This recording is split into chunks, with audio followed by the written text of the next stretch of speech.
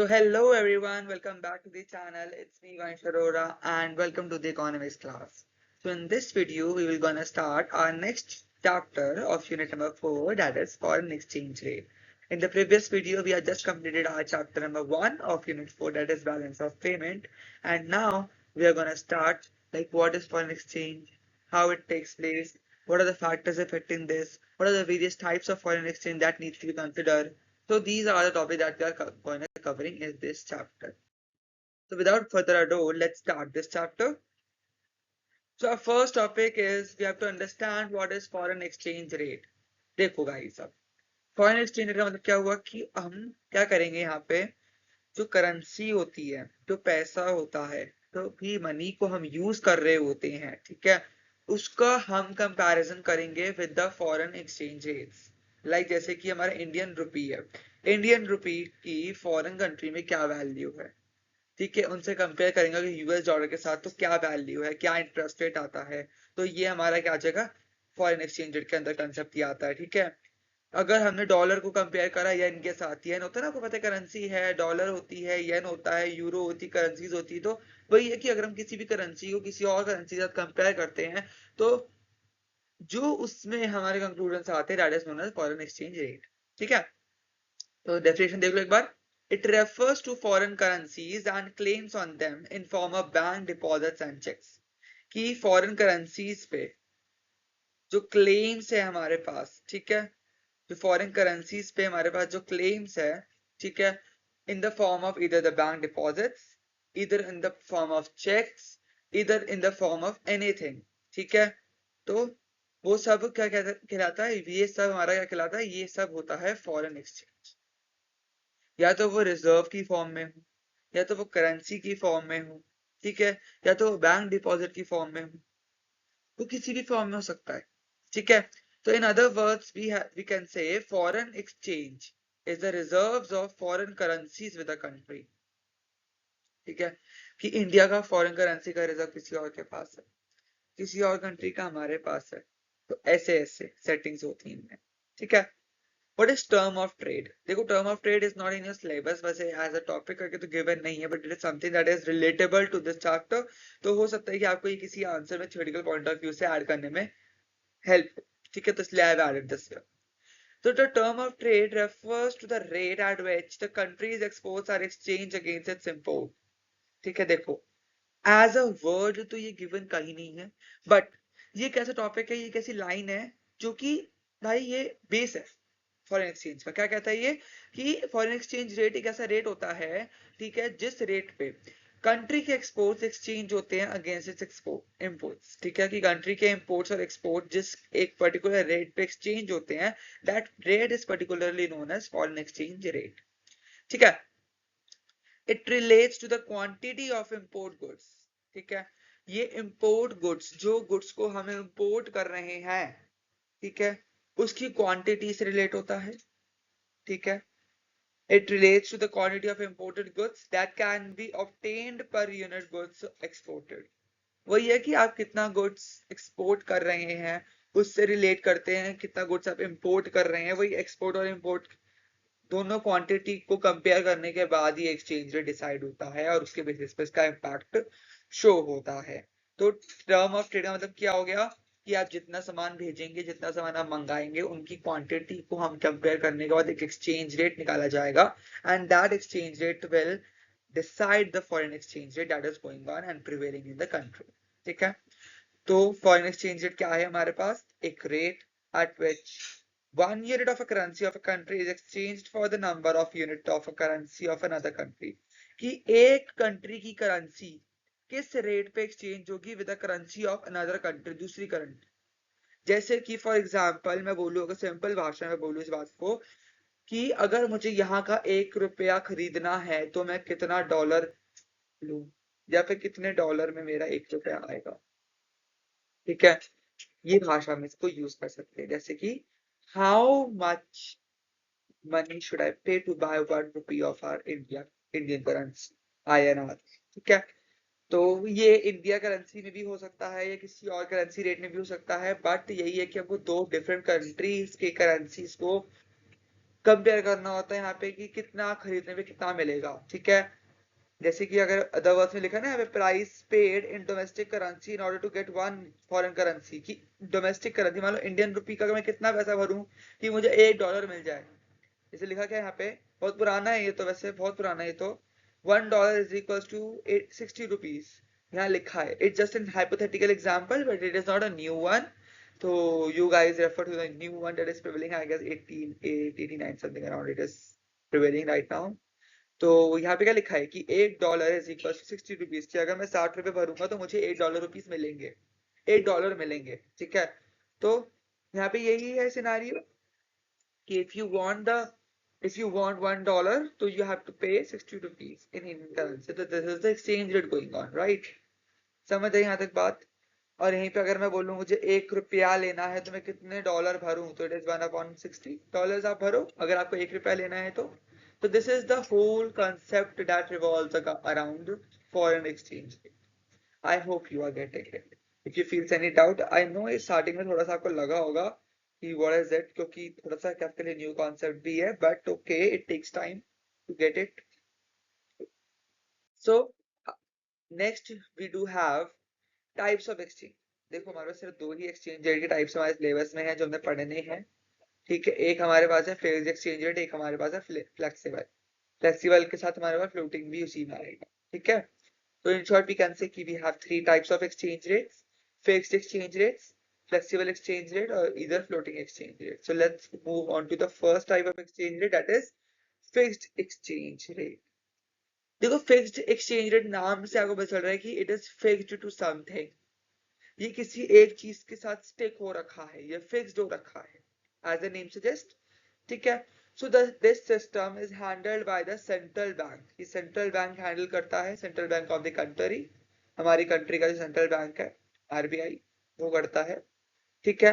And it is entrusted with the task of buying and selling of the foreign currencies, की foreign currency की buying and selling के साथ ये attach हो रखा है, ये इंटरेस्ट हो रखा है, ठीक है। कि फॉरेन करेंसी की buying and selling central bank करेगा और उसके बेसिस पे डिसाइड होगा, ठीक है। Central bank buys currency at fixed exchange rate and sells it where there is excessive demand of foreign exchange, ठीक है। क्या करता है सेंट्रल बैंक की एक फिक्स्ड एक्सचेंज रेट पे खरीद लेता है और जहां पे भी ज्यादा डिमांड हो वहां पे बेच देता है, ठीक है। And it is a rate which is officially fixed by the monetary authority on daily monthly basis, ठीक है। कि ये जो रेट है ना, जिस रेट की हम बात कर रहे हैं फिक्स्ड वाला, ये रेट जो है ये मॉनेटरी अथॉरिटीज ने फिक्स किया हुआ है on daily and monthly basis, ठीक है। डेली एंड मंथली बेसिस पे इस रेट को फिक्स कर दिया गया है, ठीक है। तो there is nothing to be changed, ठीक है। तो इसके अंदर हमारे पास दो वेरिएंट है। तो पहला वेरिएंट कहता है गोल्ड स्टैंडर्ड सिस्टम, क्योंकि इस पहले ना गोल्ड स्टैंडर्ड सिस्टम हुआ करता था कि गोल्ड के साथ कंपेयर करके या गोल्ड को कंपैरिजन में रख के डिसाइड किया जाता था। तो वही है, gold standard system is the first variant that we are having here. So under this system, each country was to define the value of its currency in terms of gold, ठीक है। कि हर एक कंट्री को अपनी currency को define करना होता था इन टर्म्स ऑफ गोल्ड, की गोल्ड की वैल्यू के हिसाब से, या कितना गोल्ड आपकी करेंसी का 1 यूनिट हमको दिला सकता है। अगर मैं बोलूँ कि 1 रुपी कितने गोल्ड में आएगा, ऐसे, ठीक है। तो आपको गोल्ड फिक्स करना पड़ता था। तो accordingly value of its currency in terms of gold and accordingly value of one currency in terms of another currency was fixed considering the gold value of each currency। कि वही है कि जैसे foreign exchange rate मैं बोल क्या रहा हूँ, फॉरेन एक्सचेंज क्या होता है कि एक करेंसी क्या वैल्यू को डिटरमाइन करते हैं, या फिर एक करेंसी की वैल्यू को डिटरमाइन करते हैं with comparing to the another currency of another country, ठीक है। तो that is foreign exchange rate. But जो गोल्ड वाला सिस्टम था उसमें क्या कहता था कि आप पहले अपनी करेंसी की गोल्ड में वैल्यू बताओ, ठीक है। फिर दूसरी कंट्री भी अपनी करेंसी की वैल्यू गोल्ड में बता देगा, फिर गोल्ड के बेसिस पे डिसाइड होगा कि फॉरेन एक्सचेंज रेट क्या रहेगा। तो this is the gold standard system, कि गोल्ड को एक स्टैंडर्ड मान के, एक बेसिस मान के सेट किया गया था। तो let's have a look to an example कि होता कैसे था ये पहले, ठीक है। आपको ज्यादा डिटेल में नहीं जाना है इसमें वैसे, ठीक है। आपको समझ अगर नहीं आता तो you can learn this example and right it in your theoretical exam, क्योंकि भाई ये प्रैक्टिकल चीजें हैं काफी ज्यादा, जो कि काफी अच्छे लेवल पे चलती हैं हमारी कंट्रीज में, चलती हैं, प्रिवेलिंग है, ठीक है। तो एग्जाम्पल कहता है कि एक यूके का पाउंड है और उसकी गोल्ड में वैल्यू है 4 ग्राम्स ऑफ गोल्ड। जैसे मैंने बोला ना कि करेंसी को पहले आपको गोल्ड में बताना है, तो एक यूके का पाउंड 4 ग्राम्स ऑफ गोल्ड के बराबर है। एक US dollar, 2 grams of gold के बराबर है। ठीक है, तो आप देख रहे हैं कि अगर आपको यूके का 1 पाउंड चाहिए तो आपको 4 गोल्ड देने पड़ेंगे, 4 ग्राम गोल्ड चाहिए। और अगर आपको यूएस का $1 चाहिए तो आपको 2 ग्राम गोल्ड चाहिए। ठीक है, तो अगर मैं बोलूं मुझे एक यूके का पाउंड चाहिए तो मैं 2 यूएस डॉलर ना ले लूं। एक यूएस डॉलर के अंदर 2 ग्राम गोल्ड है, दूसरे यूएस डॉलर के अंदर भी 2 ग्राम गोल्ड है। तो जब मैंने दोनों यूएस डॉलर ले लिए तो I am having 4 grams of gold now, and 4 grams of gold is equal to 1 UK pound. तो अगर मैं रिलेशनशिप क्रिएट करूं तो it is equal to that कि 1 UK pound will be equal to 2 US dollar. तो ये क्या हुआ, इन्होंने एक रेट क्रिएट कर दिया, आपस में एक रिलेशन क्रिएट कर दिया। 1:2 का रेशियो नहीं क्रिएट हो गया, देखो यहाँ पे। So this is the gold standard system that used to be there earlier. ठीक है, तो यहाँ तक आपको समझ आया। I hope this is clear to you because it is not that much difficult but little complex to understand in a first round. तो time लगेगा थोड़ा समझने में। ठीक है, तो इसके दो वेरिएंट की बात करी हमने फिक्स्ड सिस्टम की, तो एक वेरिएंट तो हमारे पास ये आ गया, and the second system we are having is, नहीं सेकंड सिस्टम से पहले आएंगे हमारे पास मेरिट्स। ठीक है, तो मेरिट्स देख लेते हैं, मेरिट्स क्या है हमारे पास। देखो मार्केट स्टेबिलिटी होती है, यहाँ पे मार्केट स्टेबल रहता है। ठीक है, कैपिटल की मोबिलिटी रहती है। देखो फिक्स सिस्टम को यूज करने के फायदे भी हैं। ठीक है, कि स्टेबिलिटी रहेगी, एक स्टैंडर्ड सेट कर दिया ना आपने। इंटरनेशनल मार्केट में डे टू डे अगर फ्लक्चुएशन अवॉइड कर पाओगे, भाई किसी करेंसी की मार्केट वैल्यू फ्लक्चुएट हो सकती है बट गोल्ड की मार्केट वैल्यू इतनी फ्लक्चुएट तो नहीं हो सकती ना वेट की फॉर्म में। ठीक है, तो एक स्टैंडर्ड क्रिएट हो जाएगा, तो आपके पास क्या होगा, आप इससे लॉन्ग टर्म पॉलिसीज को क्रिएट कर सकेंगे। ठीक है, और इम्पोर्ट एक्सपोर्ट की अगर आपको कोई पॉलिसी क्रिएट करनी तो you will be able to create such policies because there is a standard set already. तो आपको फ्लक्चुएशन को कंसिडर नहीं करना पड़ेगा, तो फ्लक्चुएशन से आप बच जाएंगे यहाँ पे।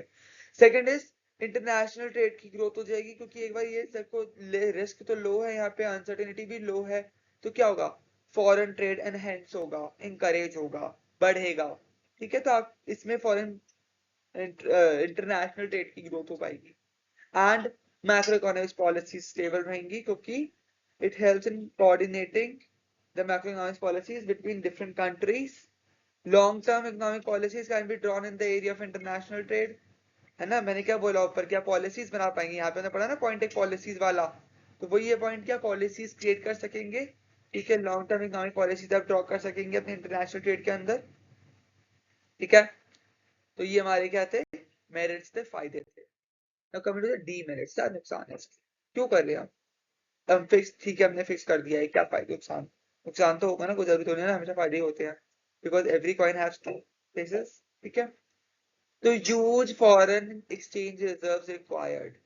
देखो रिलेशनशिप आप क्रिएट कर रहे हैं तो गवर्नमेंट को अपने फॉरेन एक्सचेंज रिजर्व्स को करना पड़ेगा मैनेज, करना पड़ेगा अरेंज लॉन्ग टर्म के लिए। ठीक है, because it helps in maintaining capital movement in the economy, economy में कैपिटल मूवमेंट चाहिए होगी, इकोनॉमी का ही गायब हो गया, कोई नहीं। ठीक है, तो आपको क्या करना पड़ेगा, यहाँ पे कैपिटल मूवमेंट को रखना पड़ेगा। It is difficult in fixing the exchange rate, आप कैसे एक्सचेंज रेट फिक्स करोगे, यहाँ पे डिफिकल्टी लेवल आएगी। फिक्स रेट को फिक्स रखना ज्यादा डिफिकल्ट हो जाता है, क्योंकि over valuation under valuation is currency always seen. Under valuation over valuation होती है कि भाई कभी फॉरेन करेंसी की जो वैल्यू है वो कम हो रही है, कभी ज्यादा हो रही है। तो ये डिफरेंशिएशन जो हमारे पास यहाँ पे क्रिएट होता है, यहाँ पे हमारे को दिक्कत आती है कि टू फाइंड आउट कि हम क्या रखें exchange rate. Fixed exchange rate restricts movement of capital across the parts of world। ठीक है, पार्ट्स ऑफ वर्ल्ड हर जगह पे नहीं जा पाता है ये, तो वहां पे क्या होता है, ये रिस्ट्रिक्ट कर जाता है, ये प्रोसेस वहां पे रुक जाता है, ग्रोथ नहीं हो पाती इंटरनेशनल ट्रेड की वहां पे। ठीक है, so these are the merits and demerits of fixed exchange rate system। ठीक है, तो अभी तक हमने जो पढ़ा है यहाँ पे फॉरेन एक्सचेंज रेट क्या है, दो टाइप्स हमारे पास इसके हैं। फिक्स वाला हमने अभी आज किया, फिक्स वाले के अंदर दो वेरिएंट्स, उसका एक वेरिएंट हमने आज कर लिया है। सेकंड वेरिएंट हम करेंगे अभी, तो सेकंड वेरिएंट हम नेक्स्ट क्लास में करेंगे, जिसके अंदर हम रिटर्न व्यूज के बारे में पढ़ने वाले हैं। एंड हमने अभी मेरिट्स एंड डीमेरिट्स करे थे, आपको क्वेश्चन मेरिट्स एंड डीमेरिट्स के ऊपर आता है तो उसको कर लीजिएगा। ठीक है, तो दैट्स ऑल फॉर टुडे। ठीक है, we will do the next topic in the next class. Till then, stay safe, stay healthy. Thank you for watching the video. Do like, share, and subscribe the channel. Thank you so much.